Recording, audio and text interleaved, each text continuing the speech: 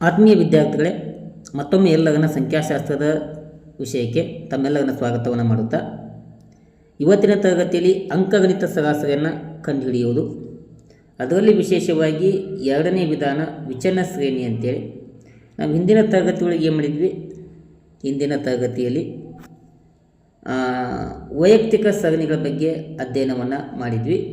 ಇವತ್ತು ವಿಚಲನ ಶ್ರೇಣಿ ಅಥವಾ ಪೂರ್ಣಾಂಕ ಶ್ರೇಣಿ ಅಂತೇಳಿ, ಅದಕ್ಕೆ ನಾವು ಡಿಸ್ಕ್ರೀಟ್ ಸಿರೀಸು ಅಥವಾ ಗ್ರೂಪ್ಡ್ ಡಾಟಾ ಅಂತೇಳಿ ಕರಿತೇವೆ. ಈ ಒಂದು ಶ್ರೇಣಿಯಲ್ಲಿ ಅದರಲ್ಲಿ ಫಸ್ಟ್ ಒಂದು ಯಾವುದು? ನೇರ ವಿಧಾನವನ್ನು ಬಳಸಿಕೊಂಡು. ನೋಡಿ, ವಿಚಲನ ಶ್ರೇಣಿಯಲ್ಲಿ ಅಥವಾ ಪೂರ್ಣಾಂಕ ಶ್ರೇಣಿಯಲ್ಲಿ ಒಂದನೇ ವಿಧಾನ ಯಾವುದು? ನೇರ ವಿಧಾನ. ಅದಕ್ಕೆ ನಾವು ಇಂಗ್ಲೀಷ್ ಒಳಗೆ ಡೈರೆಕ್ಟ್ ಮೆಥಡ್ ಅಂತೇಳಿ ಕರಿತೇವೆ.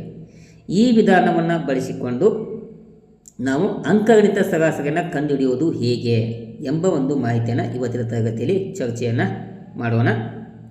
ಈ ವಿಧಾನವನ್ನು ಬಳಸಿಕೊಂಡು ಅಂಕಗಣಿತ ಸರಾಸರಿಯನ್ನು ಕಂಡುಹಿಡಿಯುವಂಥ ಸೂತ್ರ ಏನಂತಂದ್ರೆ, X bar is equal to sigma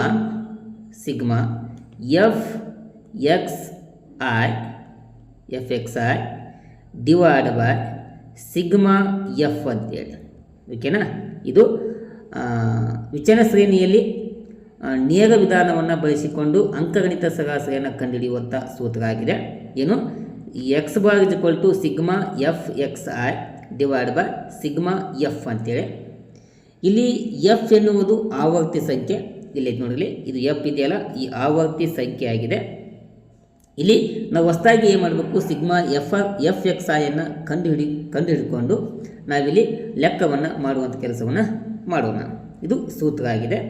ಈಗ ಈ ಸೂತ್ರವನ್ನು ಬಳಸಿಕೊಂಡು ನಾವೇನು ಮಾಡುವ ವಿದ್ಯಾರ್ಥಿಗಳೇ, ಅಂಕಗಣಿತ ಸರಾಸರಿಯನ್ನು ಕಂಡುಹಿಡಿಯುವಂಥ ಕೆಲಸವನ್ನು ಮಾಡೋಣ. ಇಲ್ಲಿ ನೋಡಿ, ಇಲ್ಲಿ ಒಂದು ಉದಾಹರಣೆ ಕೊಡಲಾಗಿದೆ. ಇಲ್ಲಿ ಉದಾಹರಣೆ ಇದೆ, ಇಲ್ಲಿ ಅಂಕಗಳು ಕೊಡಲಾಗಿದೆ. ಈ ಅಂಕಗಳನ್ನು ನೀವೇನು ಮಾಡಬೇಕು? ಎಕ್ಸ್ ಅಂತೇಳಿ ಕನ್ಸಿಡರನ್ನು ಮಾಡ್ಕೋಬೇಕು ವಿದ್ಯಾರ್ಥಿಗಳೇ. ಪಕ್ಕದಲ್ಲಿ ಆವರ್ತಿಯನ್ನು ಕೊಡಲಾಗಿದೆ, ಆವರ್ತಿಗಳು. ಇದು ಆವರ್ತಿ ಅಂತಂದ್ರೆ ಇಲ್ಲಿ ನಂಬರ್ಸ್ ಆಫ್ ಸ್ಟೂಡೆಂಟ್ಸ್ ಅಂತೇಳಿ ಕೊಡಲಾಗಿದೆ. ಇದು ಎಫ್ ಅಂತೇಳಿ ನಾವು ಕನ್ಸಿಡರನ್ನು ಮಾಡಬೇಕು. ಇಲ್ಲಿ ಅಂಕಗಳು 75, 50, 47, 43, 25 ಕೊಡಲಾಗಿದೆ. ವಿದ್ಯಾರ್ಥಿಗಳ ಸಂಖ್ಯೆ 3, 1, 1, 3, 5 ಅಂತ ಕೊಡಲಾಗಿದೆ.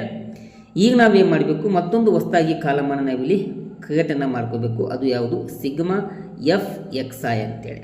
ಓಕೆನಾ? ಇಲ್ಲಿ ಎಫ್ ಇದೆ, ಇಲ್ಲಿ ಎಕ್ಸ್ ಇದೆ. ಈ ಎರಡನ್ನು ನಾವೇನು ಮಾಡಬೇಕು? ನಡು ಮಧ್ಯೆ ಗುಣಾಕಾರ ಮಾಡುವಂಥ ಕೆಲಸವನ್ನು ಮಾಡಬೇಕು. ನೋಡಲಿ, ಇದು ಗುಣಾಕಾರ ಆಗಬೇಕು, ಇದನ್ನು ಗುಣಾಕಾರ, ಇದನ್ನು ಗುಣಾಕಾರ, ಇದನ್ನು ಗುಣಾಕಾರ, ಇದು ಕೂಡ ಗುಣಾಕಾರ ಮಾಡಬೇಕು. ಇವನ್ನ ಗುಣಾಕಾರ ಮಾಡಿದ್ಮೇಲೆ ಮುಂದಿನ ನಾವೇನು ಮಾಡಬೇಕು? ಅವುಗಳನ್ನು ಕೂಡಿಸಿಡುವಂಥ ಕೆಲಸವನ್ನು ಮಾಡಬೇಕು. 75 ಮೂಲೆ ಎಷ್ಟಾಗ್ತದೆ? 225, 225.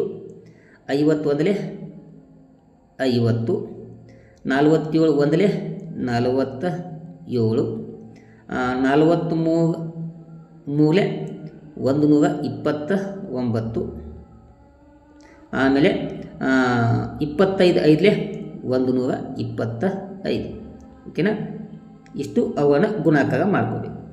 ಗುಣಾಕಾರ ಮಾಡಿದ್ಮೇಲೆ ಈ ಬಂದಂಥ ಎಲ್ಲ ಮೌಲ್ಯವನ್ನು ನಾವು ಕೂಡಿಸಬೇಕು. ಕೂಡಿಸಿದಾಗ ನಮಗೇನಾಗ್ತದೆ? Sigma F X I is equal to 576. ಓಕೆನಾ? ಇದು ಒಂದು ಮೌಲ್ಯ ಆಯಿತು. ಇನ್ನು ಎಫ್ ಅನ್ನು ಕೂಡಿಸ್ಬೇಕಾಗ್ತದೆ. Sigma F is equal to, ಇಲ್ಲಿ ನೋಡಿರಿ, ಅವನ್ನೆಲ್ಲ ಕೂಡಿಸಿದಾಗ ನಮ್ಗೆ ಎಷ್ಟು ಬರ್ತದೆ? 13 ಬರುತ್ತದೆ. ಓಕೆನಾ? ಈ ತೆರನಾಗಿ ನಾವು ರಚನೆ ಮಾಡಿಕೊಂಡು ಸೂತ್ರವನ್ನು ಹಾಕಿಕೊಂಡು ಅಂಕಗಣಿತ ಸರಾಸರಿಯನ್ನು ಕಂಡುಹಿಡಿಯುವಂಥ ಕೆಲಸವನ್ನು ಮಾಡಬೇಕಾಗ್ತದೆ. ಸೂತ್ರ ಏನಿದೆ ವಿದ್ಯಾರ್ಥಿಗಳೇ? ಸೂತ್ರ X bar is equal to sigma F X I divide by sigma F ಅಂತೇಳಿ ಇದು ಸೂತ್ರ ಇದೆ. ಸಿಗ್ಮಾ ಎಫ್ ಎಕ್ಸ್ ಐ ಎಷ್ಟು ಬಂದಿದೆ? 576 ಸಿಗ್ಮಾ ಎಫ್ ಎಕ್ಸ್ ಐ ಬಂದಿದೆ. ಇನ್ನು ಸಿಗ್ಮಾ ಎಫ್ ಎಷ್ಟಿದೆ? ಇದು 13 ಇದೆ.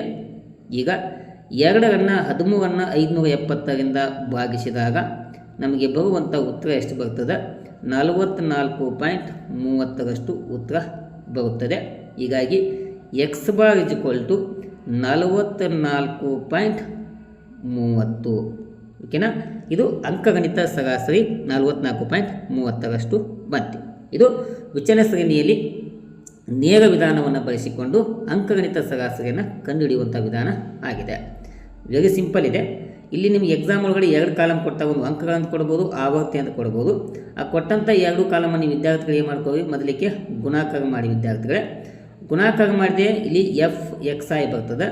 ಆ ಎಲ್ಲ ಗುಣಾಕಾರ ಬರೆದ ಮೌಲ್ಯಗಳನ್ನು ಕೂಡಿಸಿ ಸಿಗ್ಮಾ FXI ಎಷ್ಟಾಗ್ತದೆ, 576 ಆಗುತ್ತದೆ. ಈ ಕೂಡಿಸಿರುವಂಥ ಸಿಗ್ಮಾ FXIಯನ್ನು ಇಲ್ಲಿ ಸಿಗ್ಮಾ Fನ್ನು ಕೂಡಿಸಬೇಕು. ಇವೆಲ್ಲವನ್ನು ಕೂಡಿಸಿದಾಗ ನಿಮಗೆ ಎಷ್ಟು ಬರ್ತದೆ, 13 ಬರುತ್ತದೆ. ಬಂದ ಮೇಲೆ ಅದರಿಂದ ಭಾಗಿಸಿದಾಗ ನಿಮಗೆ ಅಂಕಗಣಿತ ಸರಾಸರಿಯನ್ನು ಸುಲಭವಾಗಿ ಕಂಡು ಹಿಡಿಬಹುದು. ಇಲ್ಲಿ ವಿದ್ಯಾರ್ಥಿ ತಪ್ಪುದಿಲ್ಲ ಅಂತಂದ್ರೆ ಅವಸರವನ್ನು ಮಾಡಿ ಗುಣಾಕಾರ ಮಾಡೋಕ್ಕೆ ಹೋಗಬಾರ್ದು. ನಿಧಾನವಾಗಿ ಗುಣಾಕಾರವನ್ನು ಮಾಡಿಕೊಂಡು ಇಲ್ಲಿ ಮೇಲೆ ಸೂತ್ರ ಇದೆಯಲ್ಲ, ಈ ಸೂತ್ರವನ್ನು ನೆನಪಿನಲ್ಲಿ ಇಟ್ಕೊಂಡು ಈ ಸೂತ್ರದಲ್ಲಿ ಬಂದಂಥ ಅಂಕಿಅಂಶವನ್ನು ಹಾಕುವುದರ ಮೂಲಕ ಕೊನೆಗೆ ಸರಿಯಾಗಿ ನೀವು ಕ್ಯಾಲ್ಸಿಯನ್ನ ಯೂಸ್ ಮಾಡಿಕೊಂಡು ಭಾಗಿಸುವುದರ ಮೂಲಕ ನೀವು ಏನು ಮಾಡ್ಬೋದು, ಅಂಕಗಣಿತ ಸರಾಸರಿಯನ್ನು ಕಂಡು ಹಿಡಿಬೋದು. ಓಕೆನಾ, ಈ ಲೆಕ್ಕ ನಿಮಗೆ ತಿಳಿಯುತ್ತೆ ಅಂತೇಳಿ ನಾನು ಅರ್ಥವನ್ನು ಮಾಡ್ಕೋತಾ, ವಿಡಿಯೋ ಇಷ್ಟ ಆಗಿತ್ತು ಅಂದರೆ ವಿದ್ಯಾರ್ಥಿಗಳೇ ಹೆಚ್ಚಿನ ಸಂಖ್ಯೆಯಲ್ಲಿ ಲೈಕ್ ಮಾಡಿರಿ. ಈ ವಿದ್ಯಾರ್ಥಿಗಳು ಚಾನಲನ್ನು ಸಬ್ಸ್ಕ್ರೈಬ್ ಮಾಡಿಕೊಂಡು ಇತರರಿಗೆ ಶೇರ್ ಮಾಡುವುದರ ಮೂಲಕ ಸಪೋರ್ಟ್ ಮಾಡಬೇಕಂತೇಳಿ ತಮ್ಮಲ್ಲಿ ಕೇಳ್ಕೋತಾ ಈ ತರಗತಿಯನ್ನು ಇಲ್ಲಿಗೆ ಮುಗಿಸ್ತೇನೆ. ಥ್ಯಾಂಕ್ ಯು, ನಮಸ್ಕಾರ.